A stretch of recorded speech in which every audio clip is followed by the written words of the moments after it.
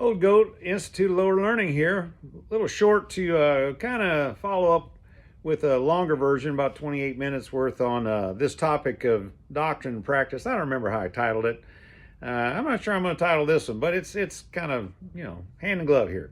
I want to talk about the fact that we need to think critically about ourselves, but also we need to think critically about the relationships we're involved with and the associations we're involved with, because there aren't any perfect people, therefore there are no perfect relationships, therefore there are no perfect associations. Our objective in life ought to be growing in all of those things.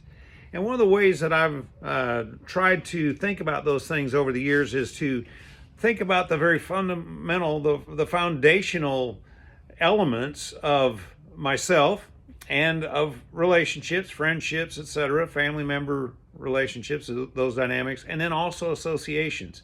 And a really helpful thing in doing some serious critical thinking about that is to break it into its doctrine and its practice.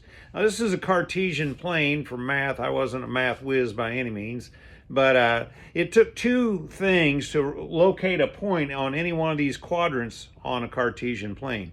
And for our purposes today, we're going to think about that in terms of belief system and execution, doctrine and practice. Doctrine just means teaching, the content of a teaching. So let's jump in here. There are some associations who have very negative ideas. And then they're not always on the surface. Sometimes the surface idea, the mission statement's pretty good, but the execution may be pretty good. But a lot of times there's a lot going on behind the scene politics that are really promoting a different and a more powerful agenda than the stated mission or agenda. There are situations where both the doctrine and the practice are questionable, and run from those. Recognize that truth is an important part of anything that's good in this world.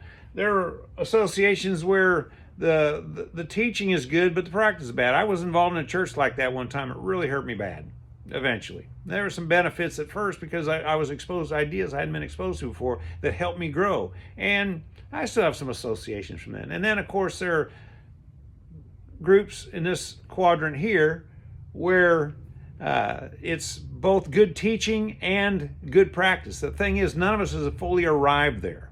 So we ought to have and we need to have the intent to grow. Here's what I want to close with. For imperfect people to form a moral association, there must be an eager pursuit of accountability. I wish you well.